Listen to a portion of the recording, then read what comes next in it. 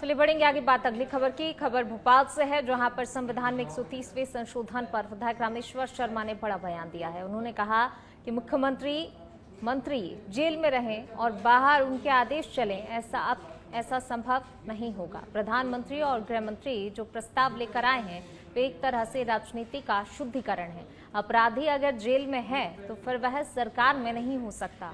इस बिल का विपक्ष के विरोध करने पर शर्मा ने कहा कि विपक्ष के नेताओं को समझना चाहिए कि अगर वह गलत नहीं है तो डर क्यों रहे हैं।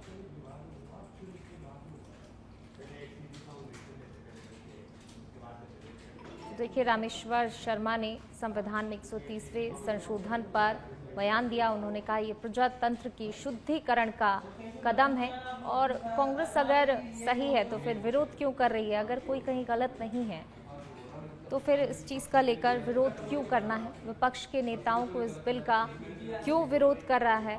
विपक्ष अगर सही है तो इस तमाम तरह की बातें इस बिल के संशोधन को लेकर उन्होंने यहाँ पर कही और कहा कि प्रजातंत्र का ये शुद्धिकरण है। अपराधी अगर जेल में है तो फिर वह सरकार में नहीं हो सकता। सरकार नहीं चलेगी, इस तरह का विधेयक सरकार लाने वाली। विपक्ष विरोध कर रहा है, अमित शाह जी कह रहे हैं कि जिसको विरोध करना है वो विरोध करे, जनता के हित के लिए कानून हम ला के रहेंगे। देखिए, ये भारत की प्रजातंत्र की शुद्धिकरण मंत्र है।